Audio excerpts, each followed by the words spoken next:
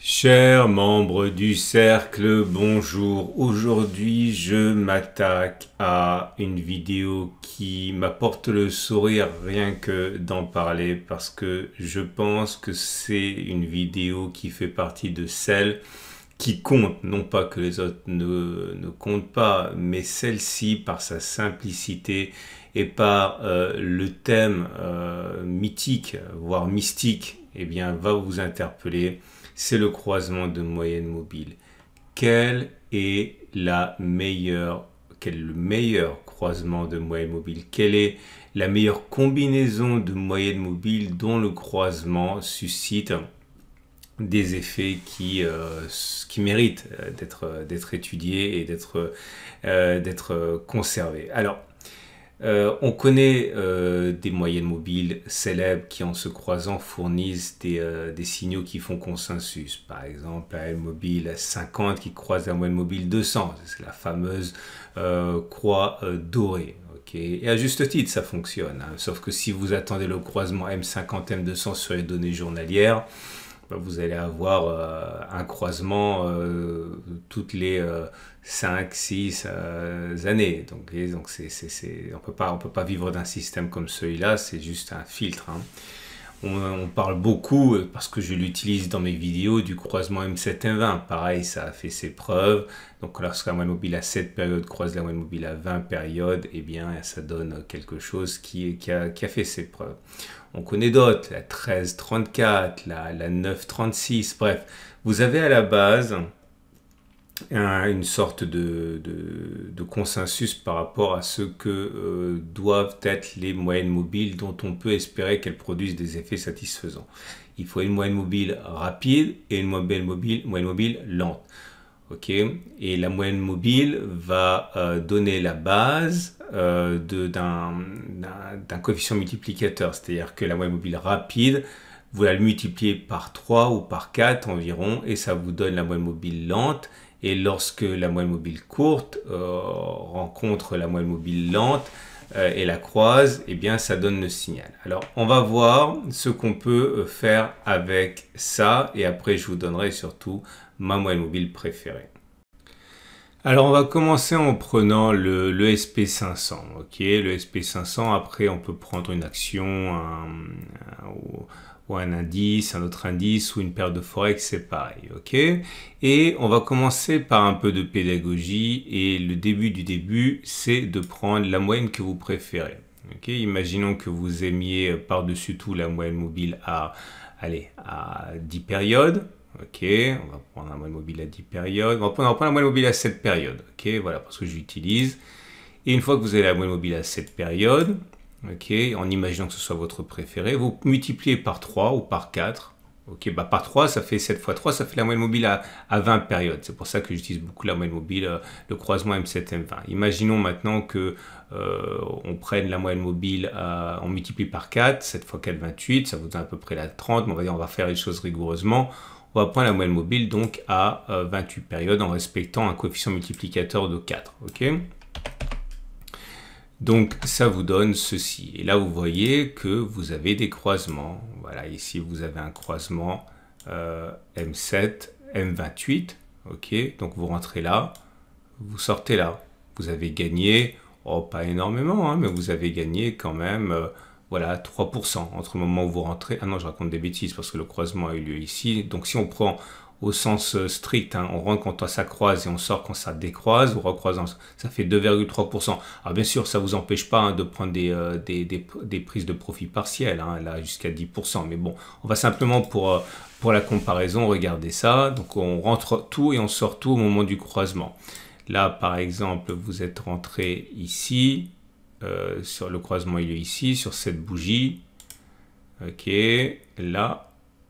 Et vous êtes sorti ici. Voilà, vous avez perdu 2,8%. Vous avez un signal qui a été donné récemment sur cette bougie. Ok, le croisement a lieu ici et on est toujours pour l'instant à 4,36%. Je vous montre un petit dernier. Là, je fais ça dans le sens de la hausse parce que pour les indices et les actions, c'est ce que je préfère. Mais pour le Forex, je l'aurais fait également dans le sens de la baisse. Là, je vais prendre des croisements qui ont très bien fonctionné. Donc, croisement M7, M7, 1, M28 ici. On sort là, ça fait 5,46. Là, on rentre, on sort là. Voilà, 0%. Alors, voilà, c'est simplement pour l'exemple. Imaginons que votre moyenne mobile préférée, ce soit la 10. Ok, je vous montre comment il faut procéder normalement. Bien sûr, vous pouvez le faire aussi pour les moyennes mobiles exponentielles. Hein. Donc là, je prends la moyenne mobile à 10 périodes, hein, qui est chère à un nombre croissant d'utilisateurs, parce que c'est vrai qu'elle fonctionne pas mal. Petit clin d'œil à mon ami Tino. Et vous multipliez ça par, on va dire, 3 cette fois, mais on peut faire 4 aussi, hein, c'est entre 3 et 4. Hein. Donc ça fait cette fois 10, 30. On va prendre la moyenne mobile à 30 périodes, qui est ici. Allez, je l'ajuste. Là. Je ne vais pas préparer, je ne prépare jamais à l'avance pour ne pas vous montrer que des cas qui vous induiront en erreur en faisant croire que ça fonctionne toujours.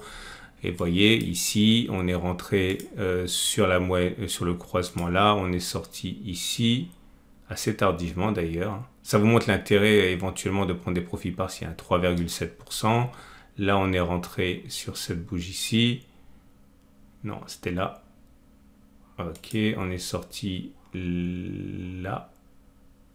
1,27. Bref, vous comprenez le système. Vous prenez votre moyenne mobile préférée. Et vous sortez et vous rentrez toujours au même endroit. Voilà, ici, vous avez 0,45% de gain. OK? Donc, ça, c'est pour les bases. Maintenant, je vais vous montrer mes moyennes mobiles préférées. Alors, je précise, parce que je ne l'ai pas précisé auparavant, qu'on ne va pas regarder la performance maximale. OK? Parce que je vous ai dit qu'il est envisageable, hein, de prendre des profits partiels.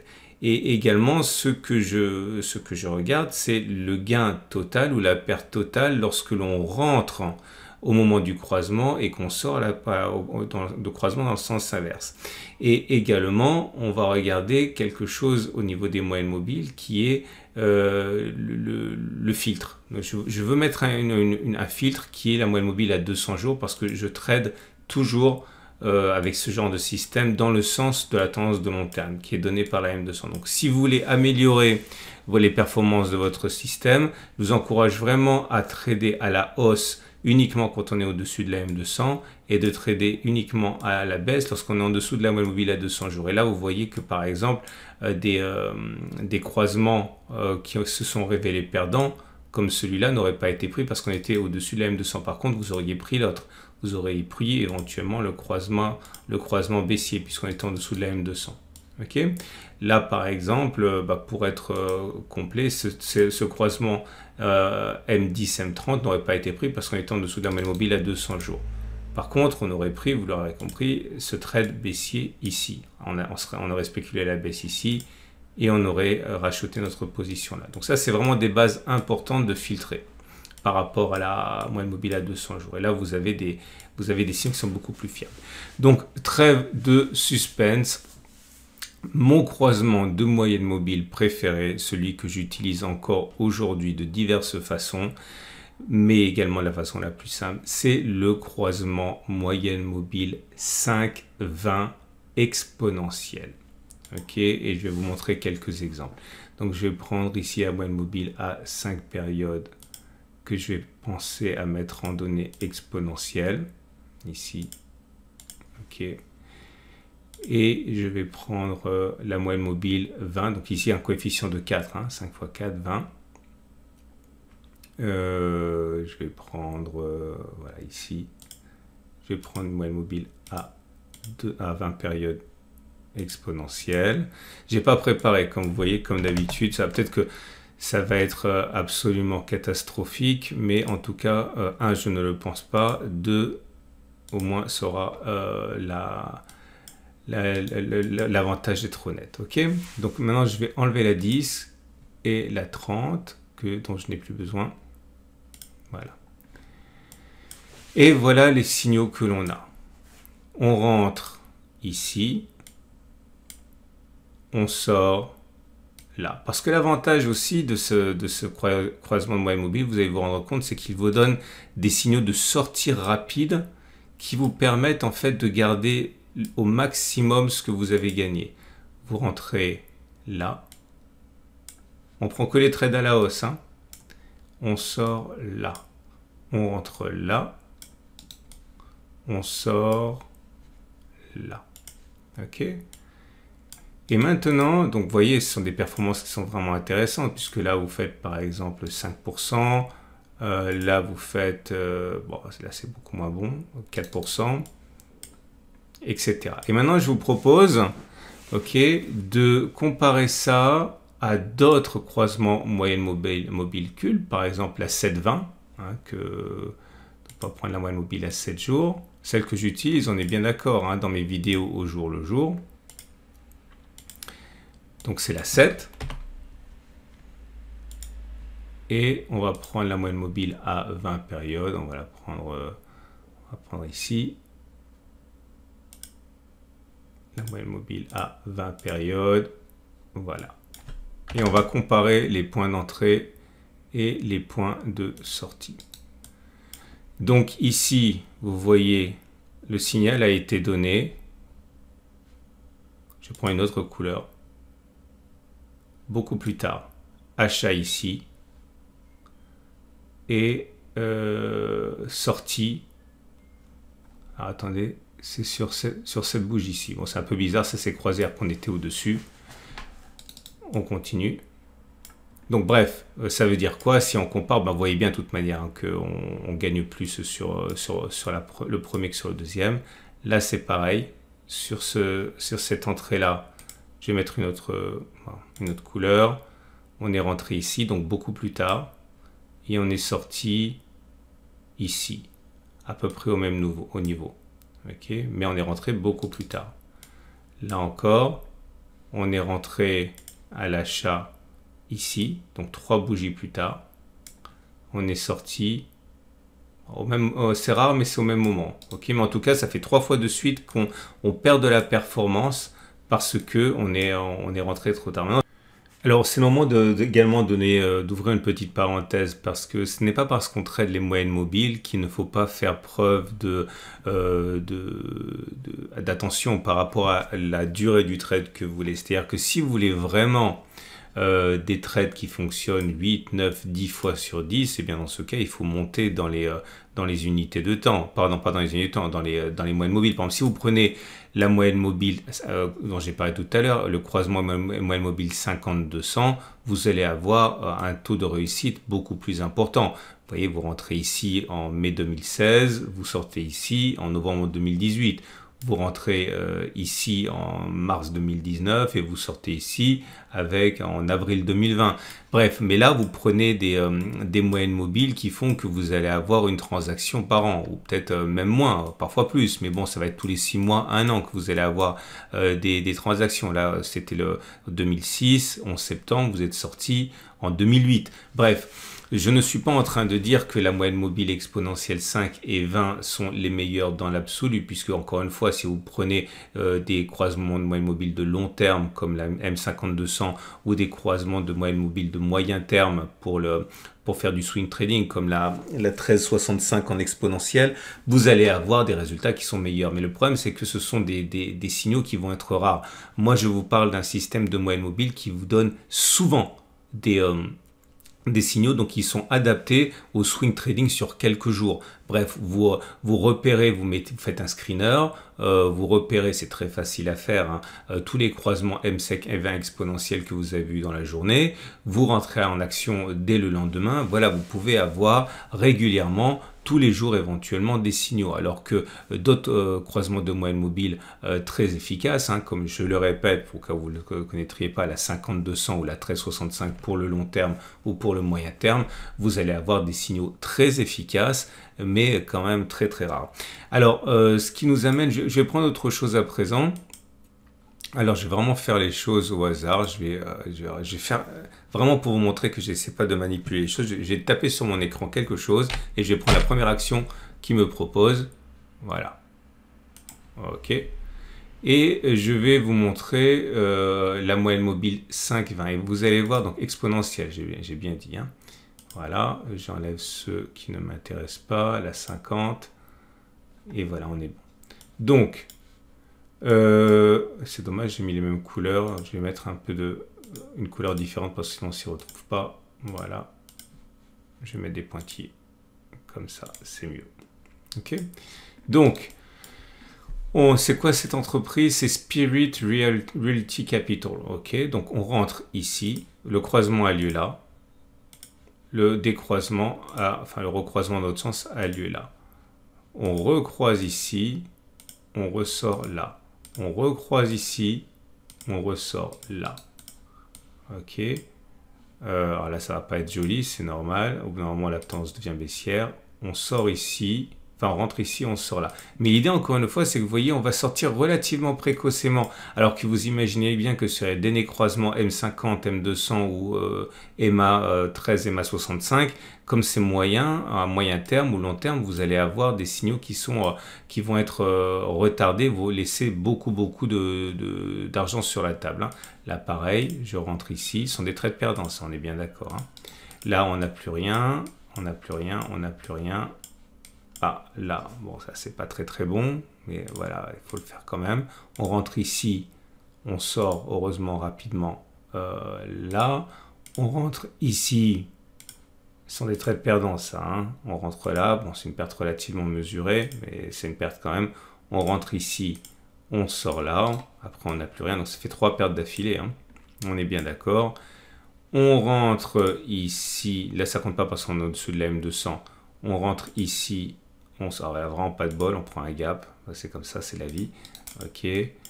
De toute façon, ça aurait donné la même chose avec un autre moyen mobile à ce niveau. On rentre ici.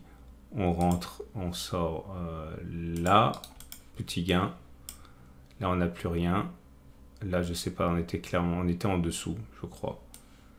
Bon, mauvaise période, là il n'y a pas de croisement, là on rentre en dessous de la moyenne mobile, là on rentre ici, on sort là, petite perte, on rentre ici, on sort la petite perte encore, faut le dire, c'est pas génial, on rentre ici, on sort là, un gain, on rentre ici, on sort là. Bon, alors c'est vrai que là j'ai vraiment pas de bol parce que je suis rentré sur une action qui était pas très souriante, mais d'une part il faudrait voir ce que ça aurait donné comparé aux autres moyennes mobiles. Deux, voilà, c'est à vous maintenant, je pense, de prendre honnêtement vos croisements de moyennes mobiles préférés, de regarder les signaux que ça vous donnerait sur une donnée de temps qui est comparable, à savoir un système de trading pour le court terme, hein, c'est-à-dire voilà, le 10-30, le 7-20, bref, ceux qui vous donnent des signaux fréquents que vous pouvez trader sur plusieurs jours et pas sur plusieurs semaines ou plusieurs mois. Comparez ça au croisement que je vous propose. Normalement, si vous devriez arriver aux mêmes conclusions que moi, qui sont que ce croisement 5-20 est peut-être celui qu'il vous faut. Alors, pour terminer, mais vraiment à l'appareil, je vais faire au hasard quelque chose qui va me tomber sous la PO. Bon, ça n'existe pas. Je recommence. Je fais n'importe quoi. Qu'est-ce qu'il me propose? Allez, c'est parti. Bon, c'est pas c'est trop récent. J'ai rien, on n'a pas de M200. Je vais faire autre chose. Allez. Bon, c'est pas on est en dessous de la M200. Bon, c'est pas très pur parce que bon, je sais pas sur quoi j'ai tapé, mais bon voilà, on rentre là. On sort ici. Je crois qu'on est rentré là. Ouais, c'est vraiment pourri. On sort ici, on rentre là, on sort là. Bon. Et puis, quand même quelque chose d'intéressant. On rentre ici, on sort là. Ok, donc voilà, je voulais vous proposer ça. À titre personnel, je l'utilise, je l'ai dit de plusieurs façons. Un, je l'utilise en tant que tel pour faire du trend following ou du swing trading. Je l'utilise également d'autres manières, notamment en tant que filtre. Je peux l'utiliser en intraday, mais sa vocation première quand même, c'est de le faire en daily. Je vous souhaite une excellente journée et je vous dis à très vite pour un autre webinaire.